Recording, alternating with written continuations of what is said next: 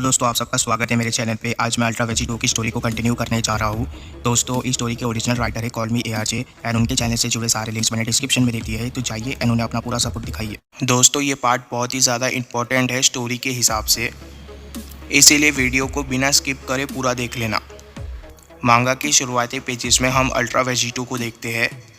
हम देखते हैं कि अल्ट्रा वेजी 2 की आँखें बंद होती है एंड अल्ट्रा वेजी 2 के मुँह से अभी भी थूक निकल रहा होता है। पर वेजिटो को देखकर ऐसा लग रहा होता है कि वेजिटो बिल्कुल ही पावरलेस हो चुका है एंड वेजिटो के अंदर अब इतनी भी पावर नहीं बची है कि वो अपना आँख भी खोल पाए। दूसरी तरफ हम ज़ेनो को देखते हैं। हम देखते हैं कि ज़ेनो काफ़ी ज़्यादा खुश लग रहा होता है। ज़ेनो बोलता है कि वाह डाई, तुम तो जीत गए, मुझे काफ़ी ज़्यादा मज़ा आया, पर मुझे थोड़े देर के लिए ऐसा लगा था कि वेजिटो ने तुम्हें हरा ही दिया और इसीलिए मुझे तुम्हारी चिंता हो रही थी डाई। इसके बाद हम डाई को देखते हैं। डाई बोलता है कि चिंता और मेरी, माय लॉर्ड आपको मेरी चिंता करने की ज़रूरत नहीं है, मैं अपना ध्यान रख सकता हूँ, पर मुझे लगता है कि आपने हमारे प्यारे दोस्त को कुछ ज़्यादा ही चीयर कर दिया और आपने उसे कुछ ज़्यादा ही क्रेडिट दे दिया। इसके बाद ज़ेनो वेजिटो की तरफ देखता है एंड ज़ेनो बोलता है कि हाँ, दरअसल मुझे काफ़ी ज़्यादा मज़ा आ रहा था इस फाइट को देखकर और साथ ही में वेजिटो के अंदर से काफ़ी ज़्यादा ग्रीन एनर्जी निकल रही थी। इसका मतलब वेजिटो ने अपना प्रॉमिस रखा। तो अब जब ये गेम ख़त्म हो चुका है, डाई क्या तुम वेजिटो को यहाँ से दूर भेजने वाले हो या फिर तुम वेजिटो को यहाँ पर ही रखोगे? ये सुनकर डाई बोलता है कि मुझे ऐसा लगता है कि मुझे उस सैयन को और थोड़ा तड़पने देना चाहिए। अगर इसको तुरंत मौत मिल जाएगी तो वो जस्टिस नहीं होगा, और वैसे भी मुझे लगता है कि लॉर्ड अभी हमें किसी और चीज़ पर ध्यान देना चाहिए। ज़रा आप इस जगह को देखो, फर्स्ट मल्टीवर्सल टूर्नामेंट के बाद भी इस जगह की इतनी बुरी हालत नहीं हुई थी। ज़ेनो बोलता है कि हाँ मैंने देखा, फाइट के लास्ट कुछ पलों में तुम दोनों ने अपने कुछ ज़्यादा ही ताकतों का इस्तेमाल किया। डाई बोलता है कि हाँ, पर बैटल करते वक्त मुझे इन सब बातों का ख्याल नहीं आया, और वैसे भी आप ही तो इस तरीके की बैटल को देखना चाहते थे माय लॉर्ड। पर ज़रा आप इस जगह की हालत देखो अभी। तभी हम उस जगह को देखते हैं। हम देखते हैं कि ग्रैंड प्रीस्ट एंड वेजिटो के बैटल की वजह से हर जगह पर डिस्ट्रक्शन ही डिस्ट्रक्शन हो गया रहता है। ये देखकर ज़ेनो बोलता है कि हाँ मैंने देखा, ये सही नहीं हुआ। अगर मेरा पैलेस ही नहीं रहा तो मैं कहाँ पर सोऊंगा आज, और साथ ही में मैं कहाँ पर खेलूँगा? ये अच्छा नहीं हुआ डाई। और मेरा थ्रोन कहाँ पर गया? वो थ्रोन मेरा फेवरेट चेयर था, मुझे तो पता ही नहीं चला वो कब डिस्ट्रॉय हुआ। तभी हम देखते हैं कि डाई अपना एक हाथ आसमान की तरफ करता है एंड डाई बोलता है कि आपको चिंता करने की ज़रूरत नहीं है माय लॉर्ड, मैं इस जगह को दोबारा ठीक कर दूंगा जैसा मैंने कुछ सालों पहले किया था, और पिछले बार से इस बार मैं ये काम को और भी ज़्यादा तेज़ी से करूंगा। तो माय लॉर्ड बस आप मुझको देखते रहो, जो भी तबाही इस मॉडल की वजह से हुई सब कुछ ठीक कर दी जाएगी, और इसकी शुरुआत हमारे ही राइम से होगी। तभी हम देखते हैं कि ग्रैंड प्रीस्ट एकदम से कुछ करने लगता है एंड जैसे ही ग्रैंड प्रीस्ट ऐसा करता है, हम देखते हैं कि ग्रैंड प्रीस्ट के हाथ से काफ़ी ज़्यादा लाइट एनर्जी बाहर आ रही होती है। ये लाइट एनर्जी इतनी ज़्यादा होती है कि ये लाइट एनर्जी एकदम से सभी चीज़ों को ढक देती है अपने लाइट से एंड धीरे धीरे हम देखते हैं कि सभी चीज़ें ठीक हो रही होती है। जो भी चीज़ें टूट चुकी थी या फिर डिस्ट्रॉय हो चुकी थी वो चीज़ें बिल्कुल ही सही तरीके से अपने जगह पर आ चुकी होती है। इसके नेक्स्ट पेजेस में हम देखते हैं कि ज़ेनो का पैलेस भी बिल्कुल ठीक हो चुका होता है एंड पैलेस बिल्कुल पहले जैसा ही लग रहा होता है। एंड डाई बोलता है कि माय लॉर्ड मैंने सब कुछ वापस से पहले जैसा कर दिया है, आपके प्यारे थ्रोन के साथ। ज़ेनो बोलता है कि क्या तुम मजाक कर रहे हो डाई मेरे साथ? तुमने तो ये काम वाकई में बहुत ही जल्दी किया, तुमने तो सारी चीज़ों को बिल्कुल वैसा किया जैसे वो पहले था, और मुझे लगता है कि तुमने मेरे थ्रोन को और भी ज़्यादा कूल कर दिया है। तभी हम देखते हैं कि ग्रैंड प्रीस्ट की नज़र ग्रैंड ज़ेनो के थ्रोन पे पड़ती है एंड वो उस चीज़ को देखकर पूरी तरीके से हैरान रह जाता है। दूर से देखने पर हम देखते हैं कि ग्रैंड ज़ेनो के थ्रोन के ऊपर 2 डेविल के विंग आ चुके होते हैं एंड पास जाने पर हम देखते हैं कि ये थ्रोन बिल्कुल ही डेविल का थ्रोन लग रहा होता है। इसके नेक्स्ट पेजेस में हम देखते हैं कि ज़ेनो काफ़ी ज़्यादा खुश एंड एक्साइटेड हो जाता है एंड ज़ेनो बोलता है कि ये तो वाकई में बहुत ही ज़्यादा कूल है डाई, और पास से देखने पर ऐसा लगता है कि ये काफ़ी बड़ा भी है। तभी हम देखते हैं कि ज़ेनो उस थ्रोन पे जाकर बैठ जाता है, पर इस थ्रोन के डिज़ाइन को देखकर ग्रैंड प्रीस्ट पूरी तरीके से हैरान रह जाता है एंड डाई बोलता है कि आखिर यहाँ पर चल क्या रहा है? इतने सालों में मैंने कभी भी इस तरीके की चीज़ों का एक्सपीरियंस नहीं किया था। आखिर ये डिज़ाइन तो बिल्कुल मॉन्स्टरियस लग रहा है, पर आखिर इस डिज़ाइन को मैंने कैसे बनाया? तभी हम देखते हैं कि डाई अपने हैंड को देखने लग जाता है एंड डाई बोलता है कि मुझे लगता है कि ये लूसिफ की एनर्जी की वजह से हुआ है और मुझे लगता है कि इसे थोड़ा सा टाइम लगेगा वापस से इसके एंजेलिक स्टेट में आने के लिए। पर आखिर मेरे कहे बिना ये इतने सारे चेंजेस कर कैसे पा रहा है? ज़ेनो डाई से बोलता है कि डाई, तो अभी और इस वक्त वेजिटो का क्या करना है? क्या तुम अब इस मुकाबले को ख़त्म करने जा रहे हो डाई?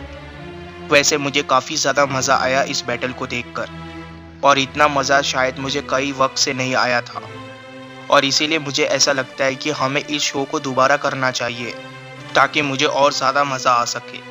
एंड इसके बाद डाई बोलता है कि माय लॉर्ड, आपके पीछे जो मॉडल है, अगर वो किसी भी तरीके से मुझे मारने में कामयाब हो जाता तो शायद इसके बाद वो आपको मारने की कोशिश करता और शायद आपको बहुत ही बुरी तरीके से मार भी देता।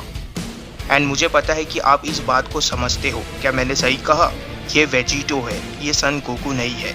इस बात को आपको याद रखना होगा, और साथ ही में आपको ये बात भी याद रखना होगा कि सन गोकू अब पहले वाला सन गोकू नहीं रहा, वो अब काफ़ी ज़्यादा बदल चुका है। ये सुनकर ज़ेनो बोलते हैं कि क्या सन गोकू मुझे मारना चाहता है?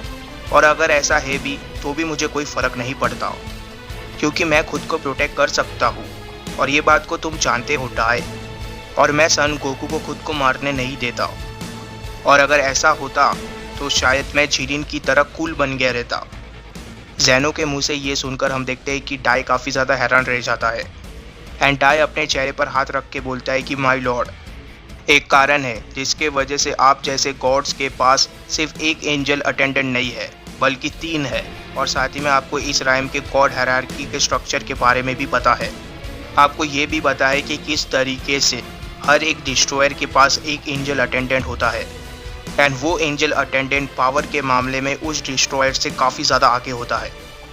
पर फिर भी रूल की वजह से उस एंजल अटेंडेंट को अपने डिस्ट्रॉयर की सारी बातों को मानना पड़ता है, और साथ ही में जिस तरीके से आपके पास डिस्ट्रक्शन की एनर्जी है उसी तरीके से सारे डिस्ट्रॉयर के पास भी हकाई एनर्जी है, एंड उनके पास भी एबिलिटी है कि वो अपने एंजल अटेंडेंट को हकाई करके इरेज कर सकते हैं जिस तरीके से आप कर सकते हैं। पर अगर हम एक्चुअल बैटल एंड पावर के पॉइंट ऑफ व्यू से देखते हैं तो हम एंजल्स काफ़ी ज़्यादा आगे है डिस्ट्रॉयर्स से, और डिस्ट्रॉयर्स की पावर हम एंजल्स के सामने कुछ भी नहीं है। और इसी चीज़ के वजह से डिस्ट्रॉयर्स एंजल्स के स्टूडेंट भी होते हैं, जहाँ से हर एक डिस्ट्रॉयर काफ़ी सारी चीज़ें सीख सकता है। पर हमारे राइम के रूल के वजह से ये जो एंजल्स होते हैं ये अपने डिस्ट्रॉयर्स के ऊपर कभी भी अटैक नहीं कर सकते, और ना ही तो अपने डिस्ट्रॉयर को कभी भी डिसओबे कर सकते हैं। और अगर ऐसा कोई एंजल करने की कोशिश करता है तो तुरंत ही वो इरेज हो जाएगा, जिस तरीके से कुछ टाइम पहले वो बेवकूफ़ वीस हुआ था।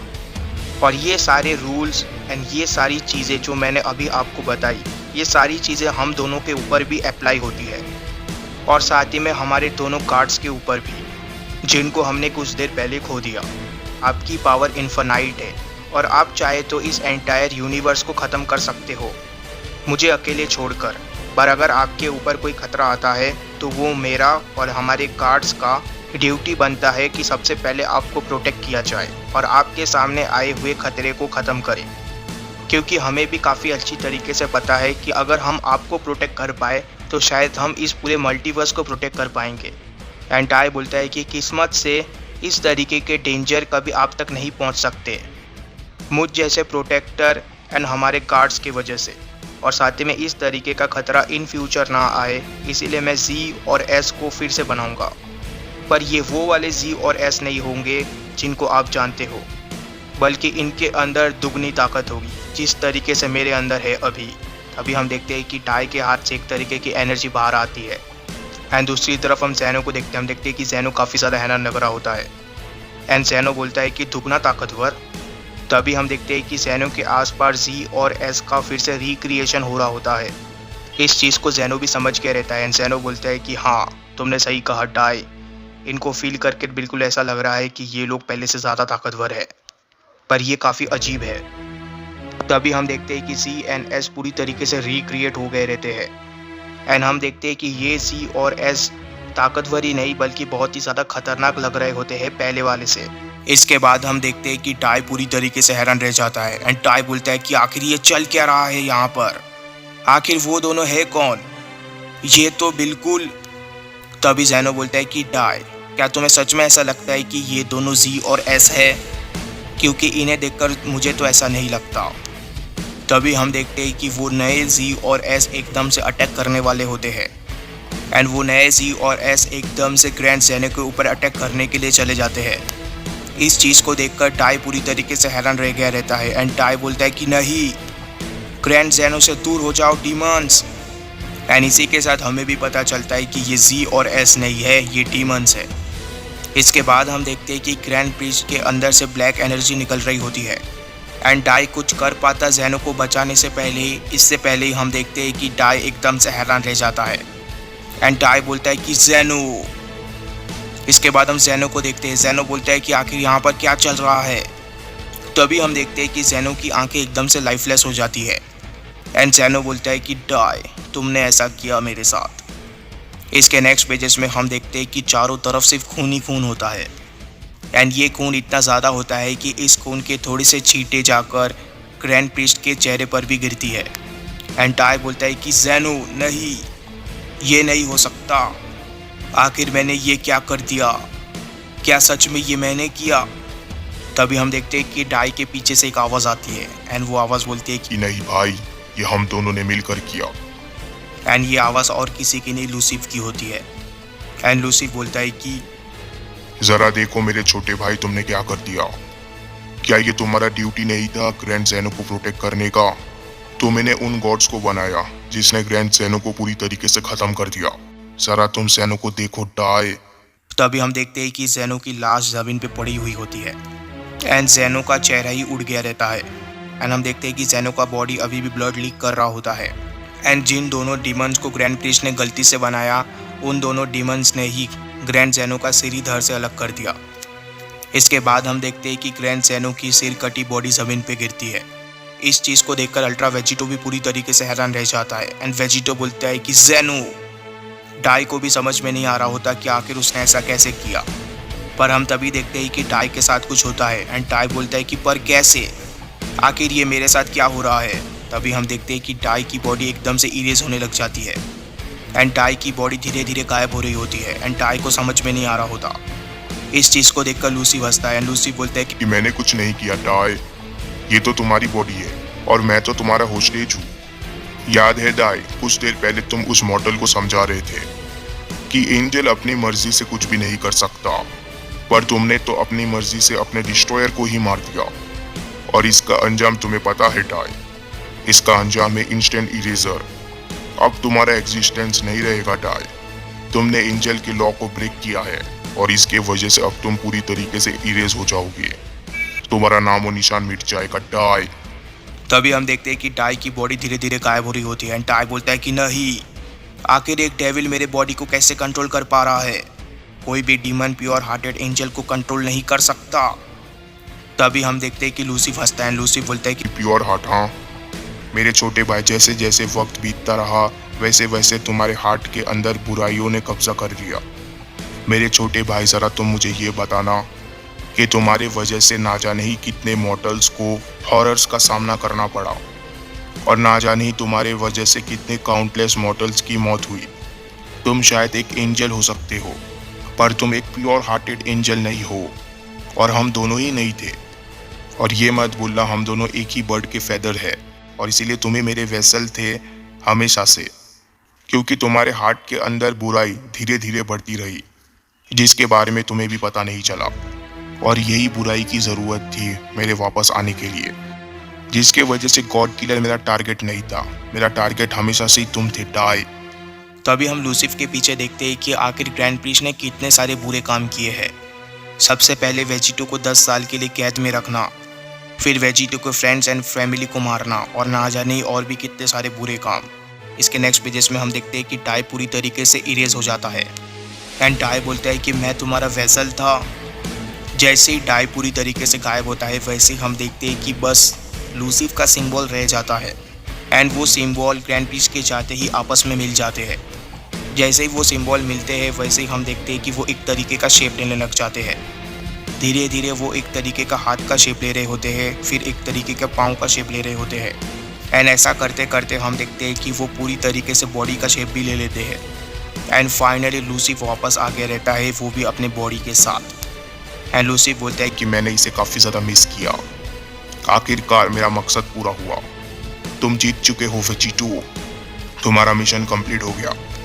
सभी गॉड्स जिनको तुमने मारना चाहा, अब वो सभी गॉड्स मारे जा चुके हैं। आखिर कैसा लग रहा है? लूसीफ को वापस आता देख अपने बॉडी के साथ हम देखते हैं कि वेजिटो पूरी तरीके से हैरान रह जाता है। एंड वेजिटो बोलता है कि क्या लूसीफ, तुम दोबारा वापस आ चुके हो? आखिर इसका मतलब क्या है? क्या यही इसका प्लान था? तभी हम देखते हैं कि लूसीफ की नज़र किसी चीज़ पे पड़ती है। लूसीफ बोलता है कि डाई, क्या तुमने मुझे फंसाने के लिए किसी तरीके का ट्रैप का इंतजाम कर रखा है? तभी हम देखते हैं कि लूसीफ की नज़र एकदम से आसमान पे पड़ती है। एंड एकदम से हम देखते हैं कि आसमान का रंग पूरी तरीके से काला पड़ गया रहता है। इसके नेक्स्ट पेजेस में हम देखते हैं कि ड्रैगन आ गया रहता है। एंड ड्रैगन को आता देख लूसीफ बोलता है कि सलामा, आखिर ये किस तरीके का पागलपन है? अब तुम मुझे ये मत बताना कि सारी गॉड्स के जाने के बाद अब ड्रैगन गॉड मेरे से लड़ाई करेगा। तभी हम देखते हैं कि ड्रैगन की आंखें एकदम से चमकने लग जाती है। एंड फिर से हम देखते हैं कि ड्रैगन की एनर्जी चारों तरफ फैल जाती है, जिस तरीके से विश के पूरा होने के बाद होता है। इस चीज़ को देखकर लूसीफ भी हैरान रह जाता है। लूसीफ बोलता है कि क्या? इसे देखकर तो ऐसा लगता है कि एक विश ग्रांट हो चुका है, पर आखिर वो विश किसका है? तभी वेजिटो बोलता है कि मैं उनकी एनर्जी को सेंस कर पा रहा हूँ। गोटेन, ट्रंक्स, गुहान सब वापस आ चुके हैं। इसके तुरंत बाद हम देखते हैं कि वेजिटो की बॉडी भी एकदम से हील होने लग जाती है। पहले वेजिटो के हाथ, फिर वेजिटो के पाँव, एंड फिर हम देखते हैं कि वेजिटो का पूरा बॉडी ही हील हो चुका होता है। एंड वेजिटो दोबारा अपने पैरों पे खड़ा हो जाता है। इसके नेक्स्ट पेजेस में हम देखते हैं कि अर्थ भी फिर से पहले जैसा हो गया रहता है। एंड हम देखते हैं कि क्रिलिन, चाट्सू एंड साथ ही में सारे जी वॉरियर्स वापस से जिंदा हो गए रहते हैं। पिकोलो बोलता है कि आखिर यहाँ पर चल क्या रहा है? गुहान बोलता है कि मुझे नहीं पता मिस्टर पिकोलो। गोटेन बोलता है कि ट्रंक्स, ये तो काफ़ी ज़्यादा अजीब बात है। ट्रंक्स बोलता है कि तुम ये दोबारा कह सकते हो। हम देखते हैं कि किसी भी जी वॉरियर को समझ में नहीं आ रहा होता कि आखिर उनके साथ हुआ क्या। इसके बाद हम देखते हैं कि वेजिटो के चेहरे पर एक स्माइल आ चुकी होती है। एंड वेजिटो बोलता है कि हाँ, वो बिल्कुल वापस आ चुके हैं। सलामा, तुमने अपनी कही हुई बात को पूरा कर दिया। वेजिटो को वापस ठीक होता देख हम देखते हैं कि लूसीफ हैरान रह जाता है। लूसीफ बोलता है कि क्या अब इसके साथ क्या हुआ कि ड्रैगन आया और साथ ही में गॉड किलर का स्पिरिट भी वापस आ गया फाइट करने का? मुझे लगता है कि अभी यहाँ पर कुछ तो हुआ। तभी लूसीफ अपनी आंखें बंद करता है। एंड लूसीफ बोलता है कि अच्छा, मैंने देखा। मुझे याद आ रहा है कि बैटल के टाइम कुछ तो डिस्कशन हुआ था। अगर मैं सही हूँ तो गॉड किलर ने ये विश किया था कि अगर डाई मर जाता है तो उसके सारे दोस्त एंड फैमिली जिंदा हो जाएंगे, और साथ ही में वो लोग भी वापस से आ जाएंगे जिनको गॉड्स ने इरेज कर दिया था। ये तो वाकई में अच्छी बात है गॉड किलर के लिए। इसे मेरे आने का एक तोहफा समझ लेना गॉड किलर, पर यह तोहफा कुछ देर के लिए ही रहने वाला है। तभी हम देखते हैं कि लूसीफ एकदम से ओमनी किंग के थ्रोन पे जाता है। एंड लूसीफ उस थ्रोन पे जाकर बैठ जाता है। एंड लूसीफ बोलता है कि आखिरकार मेरा ड्रीम पूरा हुआ। आखिरकार मैं सबसे ऊपर बैठने में कामयाब हुआ। आखिरकार मैं ओमनी किंग बन गया। तभी हम देखते हैं कि लूसीफ एकदम से कुछ करता है। एंड लूसीफ अपने हाथ को ऊपर करता है। एंड लूसीफ बोलता है कि अब वक्त आ चुका है कि इस प्लेस को भी डीमन राइम जैसा बनाया जाए। तभी हम देखते हैं कि लूसीफ अपने हाथ से एक एनर्जी अटैक शूट करता है। इस चीज़ को देखकर वेजिटो पूरी तरीके से हैरान रह जाता है। एंड वेजिटो बोलता है कि लूसीफ, आखिर तुम क्या कर रहे हो? हम देखते हैं कि लूसीफ के हाथ से निकला हुआ एनर्जी अटैक चारों तरफ फैलने लग जाता है। एंड लूसीफ बोलता है कि मैं क्या कर रहा हूँ? मुझे लगता है कि इसका आंसर तुम्हें पता होगा। तुम्हें पता होना चाहिए था गॉड किलर कि आखिर क्यों सभी गॉड्स मेरे रिटर्न से डरते थे, और आखिर सभी गॉड्स क्यों नहीं चाहते थे कि मैं वापस आऊँ। और रही बात मैं अभी क्या कर रहा हूँ सैयन, मैं अभी इस राइम को इसके न्यू रूलर के कंट्रोल में ला रहा हूँ, और न्यू रूलर का पहले दिन का ऑर्डर है कि सभी चीज़ों को ख़त्म किया जाए, सभी कमज़ोर मॉडल्स को। ये सुनकर वेजिटो बोलता है कि क्या? तभी हम देखते हैं कि लूसीफ के एनर्जी अटैक एक सिमिलर प्लेनेट पे जाते हैं। इस प्लेनेट के लोगों को हम पहले से ही जानते हैं। एंड उस प्लेनेट पर भी तबाही स्टार्ट हो जाती है। ये प्लेनेट होता है प्लेनेट याट्राट। हम देखते हैं कि प्लेनेट याड्राट के लोगों को समझ नहीं आ रहा होता कि आखिर यहाँ पर चल क्या रहा है, एंड वो बोलते हैं कि आखिर ये सब क्या है। जैसे ही हम देखते हैं कि वो एनर्जी अटैक ज़मीन से आकर टकराते हैं, वैसे ही हम देखते हैं कि वो एनर्जी अटैक्स एक तरीके का शेप लेने लग जाते हैं, एंड वो एक तरीके का शेप लेकर एक डीमन में बदल जाते हैं। एंड हम देखते हैं कि इस तरीके के बहुत सारे डीमंस आ चुके होते हैं वहाँ पर, एंड पूरे याड्राट प्लेनेट को ये डीमंस घेर लेते हैं। एंड इस तरीके की चीज़ें मॉर्टल प्राइम के हर एक प्लेनेट पर हो रही होती है। इसके बाद हम देखते हैं कि वो डीमंस याड्राट प्लेनेट के लोगों को बड़ी बेरहमी से मारने लग जाते हैं। हम देखते हैं कि उन लोगों ने किसी के छाती के आर पर अटैक कर दिया होता है, या तो किसी का सर इधर से अलग कर दिया होता है। हम देखते हैं कि इस चीज़ को गुआन भी नोटिस करता है, एंड गुआन बोलता है कि ज़रा तुम अपने पीछे देखो। एंड हम देखते हैं कि जी फाइटर्स के पीछे भी इस तरीके की चीज़ें आ चुकी होती है, एंड ये डीमंस प्लेनेट अर्थ पर चले गए रहते हैं। इस चीज़ का एहसास लूसिफ को हो जाता है, एंड लूसिफ बोलता है कि ये अब चालू हो चुका है वेजिटो, मुझे तुम्हें थैंक यू कहना चाहिए गॉड किलर। तुम्हारी वजह से ही एक डेविल डीमन राइम से मॉर्टल राइम पे आ पाया और इस दोनों राइम के बैरियर को तोड़ पाया, और अब क्योंकि लिए मैं दोनों राइम का रूलर बन चुका हूँ, इसीलिए अब वक्त आ चुका है इन दोनों राइम को एक साथ मिलाने का। और अब क्योंकि लिए 5 ऑफ द स्ट्रॉन्गेस्ट भी नहीं रहे डीमन राइम का ध्यान रखने के लिए, इसीलिए मैं अपने प्यारे दोस्तों को भी वहाँ से यहाँ पर ला सकता हूँ। इसीलिए तुम्हारा शुक्रिया गॉड किलर, मुझे सब कुछ देने के लिए। तभी हम देखते हैं कि लूसी अपना हाथ एकदम से वेजिटो की तरफ करता है, एंड लूसी बोलता है कि ये क्योंकि लिए तुम्हारा एहसान है मेरे ऊपर, इसीलिए अब वक्त आ चुका है कि तुम्हें वहाँ पर भेजने का जहाँ पर तुम जैसे एविल लोग बिलोंग करते हैं। और आफ्टर ऑल इस राइम में सिर्फ एक ही गॉड किलर बचना चाहिए, वो हूँ मैं। तभी हम देखते हैं कि वेजिटो को कुछ एहसास होता है, एंड वेजिटो नीचे की तरफ देखता है। जैसे वेजिटो नीचे की तरफ देखता है, वेजिटो देखता है कि एक बहुत बड़ा गड्ढा बन चुका होता है उसके पैरों के नीचे, एंड शायद ये एक तरीके का पोर्टल होता है जो वेजिटो को दूसरी दुनिया में भेज देगा। वेजिटो बोलता है कि नहीं लूसिफ, ऐसा मत करो, पर तब तक हम देखते हैं कि वेजिटो उस पोर्टल के अंदर गिर जाता है, एंड लूसिफ बोलता है कि मैं तुम्हें वहाँ पर भेज रहा हूँ जहाँ पर मैं चला गया था, इसीलिए डरना मत गॉड किलर। शायद कुछ मिलियन साल बाद तुम भी हिस्ट्री को रिपीट कर पाओ और मेरे मौत के लिए वापस आ पाओ, जिस तरीके से मैंने ज़ैनो के साथ किया, और इस चीज़ का मैं इंतज़ार करूँगा। चलो अब वक्त आ चुका है कि यहाँ से निकलने का। ये जगह ओमनी किंग के रहने लायक नहीं है, और शायद एक डेविल की भी। तभी हम देखते हैं कि वहाँ से एकदम से वो तीनों टेलीपोर्ट कर जाते हैं, एंड वो जगह पूरी तरीके से खाली हो जाती है। इसके बाद हम वेजिटो के थूक को देखते हैं। हम देखते हैं कि वेजिटो का थूक 2 हिस्सों में बट गया रहता है, एंड वो फिर से एक तरीके का शेप लेने लग जाता है। एंड इसके नेक्स्ट पेजेस में हम देखते हैं कि वो थूक वेजिटा बन जाता है, एंड साथ ही में उस थूक का दूसरा पार्ट गोकू भी बन जाता है। वेजिटो ने इस राइम को छोड़ने से पहले गोकू एंड वेजिटा के थोड़े से हिस्से को बाहर निकाल दिया होता है, एंड शायद ये गोकू एंड वेजिटा अपने फैमिली को बचा पाए अगर ये टाइम पे जाग गए तो। दूसरी तरफ हम अर्थ पे वापस आ जाते हैं। हम देखते हैं कि अर्थ पे फाइट चालू हो गई रहती है। हम देखते हैं कि सभी जी वॉरियर्स उन डीमंस के ऊपर अटैक कर रहे होते हैं, एंड सभी उन डीमंस को हराने की पूरी कोशिश कर रहे होते हैं। तभी हम देखते हैं कि पिकोलो ने एक पंच मार दिया होता है एक डीमन को, एंड पिकोलो बोलता है कि ये बहुत सारे हैं, मुझे लगता है कि हमें रीग्रुप करना होगा कामे के लुकआउट में, और हम दोबारा से सेम मिस्टेक नहीं कर सकते।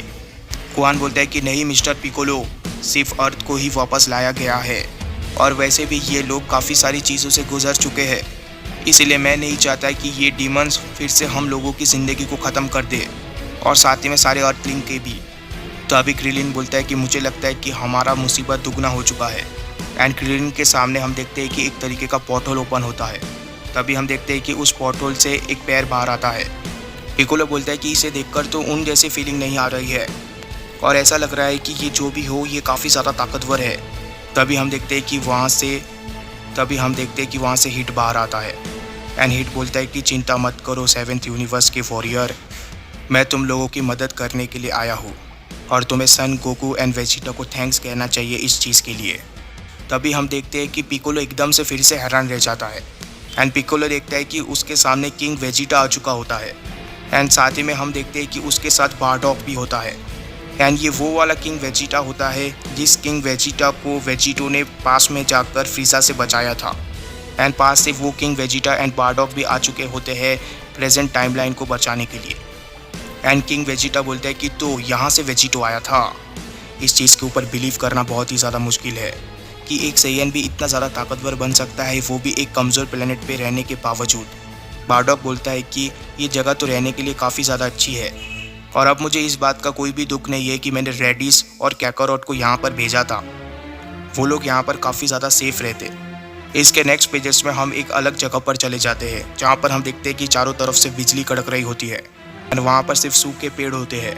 तभी हम ज़मीन पे देखते हैं, हम देखते हैं कि ज़मीन पे गॉड किलर लेटा हुआ होता है। इसके नेक्स्ट पेजेस में हम गॉड किलर के चेहरे को देखते हैं। हम देखते हैं कि गॉड किलर की आंखें ग्रीन होती है। इसका मतलब ये है कि गॉड किलर अपने फाइनल फॉर्म का इस्तेमाल कर रहा है।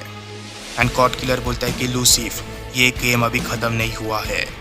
एंड इसके बाद क्या हुआ ये हम जानेंगे इसके नेक्स्ट चैप्टर में। तब तक के लिए चैनल को सब्सक्राइब कर देना, वीडियो को लाइक कर देना। Goodbye, take care, thank you.